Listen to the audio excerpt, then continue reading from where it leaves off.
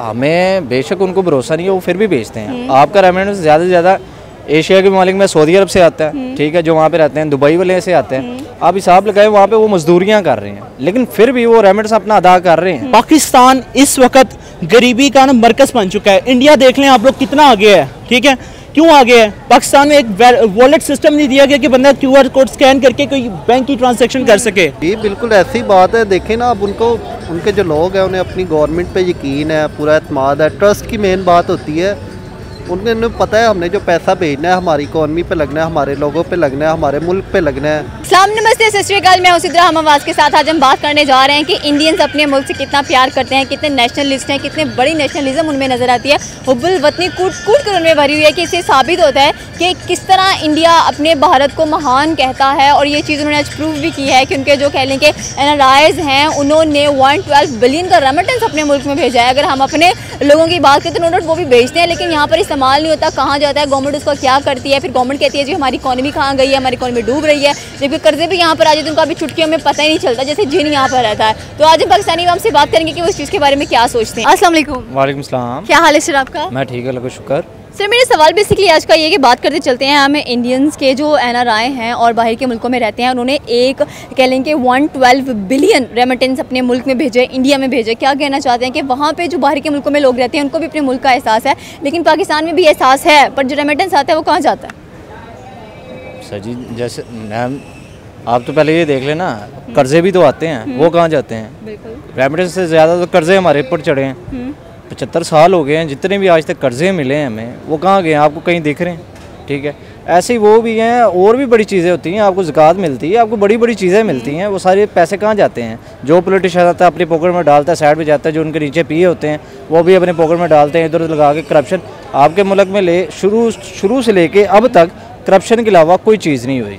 कोई सा भी इदारा खोल लें आप, उनमें आपको नहीं लगता कि इंडिया में भी करप्शन होगी, लेकिन करप्शन उस लेवल की नहीं है, वो जितना अपने मुल्क पे ज़्यादा फोकस करते हैं? आप अभी ये देख लेना, इंडिया वाले सिर्फ अपने मुल्क को ऊपर लेके जाने में इतनी कोशिश कर रहे हैं, न्यू प्रोजेक्ट्स खोल रहे हैं। अभी उनका द्वितीय L1 स्टार्ट हुआ प्रोजेक्ट, वो जो अभी 2 सितंबर को लॉन्च, जिस सन को एक्सप्लोर करने जा रहे हैं। हाँ जी, तो देखे ना, वो तो दुनिया में नंबर 1 जो मुल्क है वो बन गया, जो द्वितीय L1 जो जिस जगह पे जा रहा है, सूरज के जिस हिस्से में जा रहा है वो पहले नंबर पे है। ठीक है, पाकिस्तान अभी सोचा ही नहीं, उनके गुमान में 2050 में नहीं होगा। ठीक है, फिर ऐसे ही हम आ जाए अपने दोबारा टॉपिक पे कि जो हमारे रेमिटेंस आते हैं वो कह लें कि 10% लगते हैं, 90% उनके जो पेट्रोल का खर्चा होता है ना, जो लेके आ रहे होते हैं, जो उनका खाना पीना होता है, 90% वहाँ पे इस्तेमाल हो जाता है। 10% मुल्क में लग जाता है, जो उसका कह लो कि 100 भेजें तो 10 रुपये लगे हैं, तो वही मतलब ट्रस्ट देख लें आप यहाँ पर कि इंडियन जो फॉरेनर्स हैं, मतलब कि जो उनके लोग वहाँ रहते हैं, वो कितना अपने मुल्क पर ट्रस्ट करते हैं, अपनी गवर्नमेंट पर ट्रस्ट करते हैं कि 112 बिलियन रेमिटेंस रिकॉर्ड हुआ है वहाँ पर। यहाँ पर फिर लोग कहते हैं हमें भरोसा भी नहीं है गवर्नमेंट पे, तो हम भेजें भी क्यों? हमें बेशक उनको भरोसा नहीं है, वो फिर भी भेजते हैं। आपका रेमिटेंस ज़्यादा से ज़्यादा एशिया के ममालिक में सऊदी अरब से आता है, ठीक है, जो वहाँ पे रहते हैं, दुबई वाले से आते हैं। आप हिसाब लगाए वहाँ पे वो मजदूरियाँ कर रहे हैं, लेकिन फिर भी वो रेमिटेंस अपना अदा कर रहे हैं। तो आप यहाँ से देखें कि वो अपने मुल्क के लिए ज़्यादा कोशिशें कर रहे हैं कि कहीं ना कहीं हमारे कहीं पे कंट्रीब्यूशन हो रही है, जिससे हमारा मुल्क सीधा हो जाए, तो हम कर रहे हैं। ठीक है, तो आने वाले दिनों में आप इंडिया को कहाँ देख रहे हैं? आप सिर्फ हिसाब लगा लें, अगले 27-28 सालों में 2050 में मैं इंडिया को इकनॉमी लेवल में नंबर 1 देख रहा हूँ।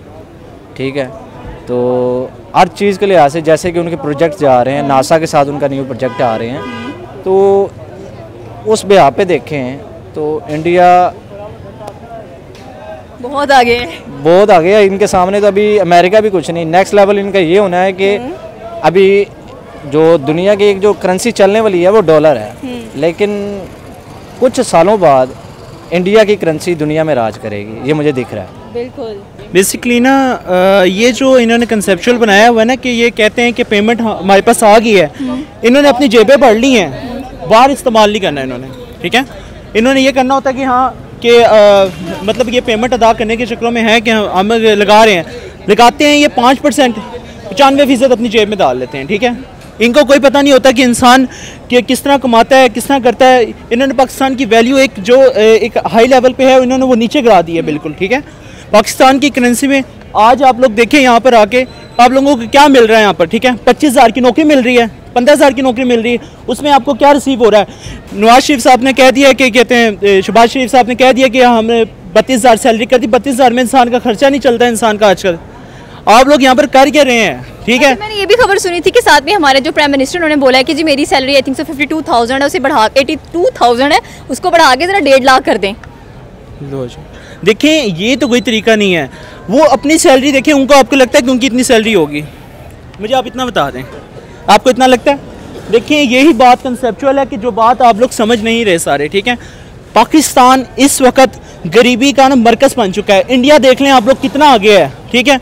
क्यों आगे है? पाकिस्तान में एक वॉलेट सिस्टम नहीं दिया गया कि बंदा QR कोड स्कैन करके कोई बैंक की ट्रांजैक्शन कर सके, ठीक है, पेटीएम कर सके। उनके पास वहाँ पर पेटीएम तक है, ठीक है।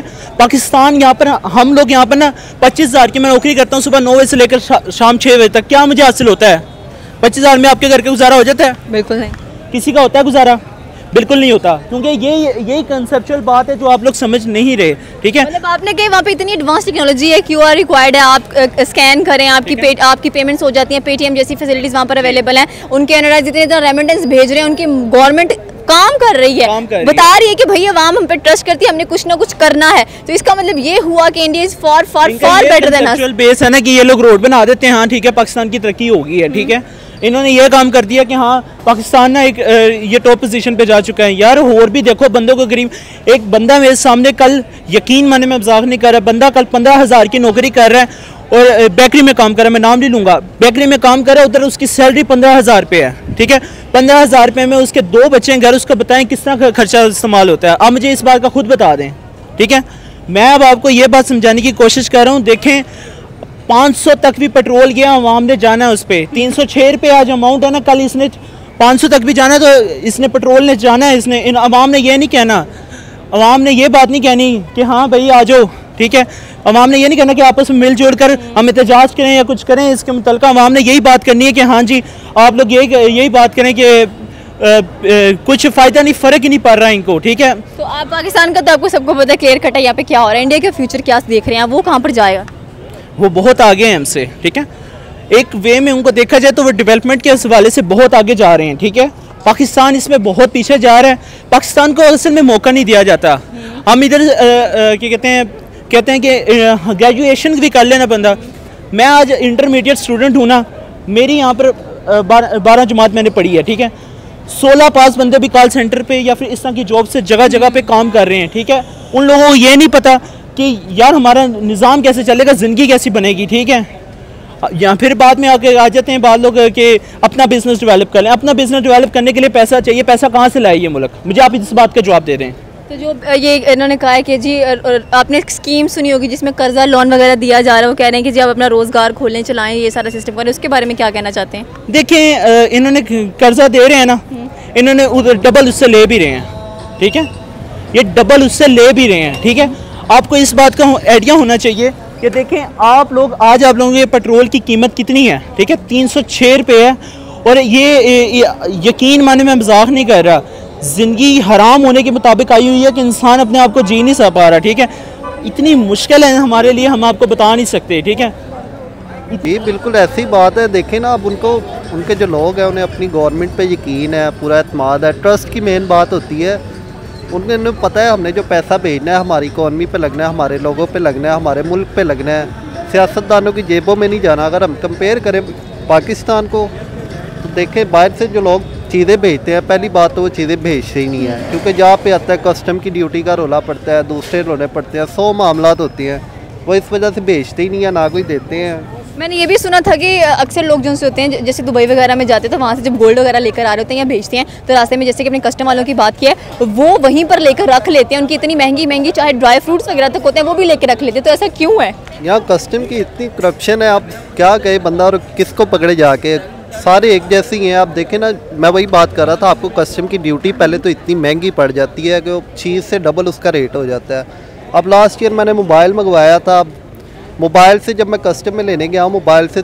डबल कीमत उन्होंने उसकी फ़ीस मांग ली थी। तो अब वो बंदा कहता है मैं यहीं से ले लेता हूँ, फिर बाहर से मंगवाने की क्या चीज़ है। ये थी पाकिस्तानी आवाम की राय। अब कितनी क्या राय है आप हमें नीचे के कमेंट सेक्शन में बता सकते हैं। हमारे चैनल को सब्सक्राइब करना बिल्कुल मत भूलिएगा। तो मिलते हैं अगली वीडियो में। अल्लाह हाफ़िज़।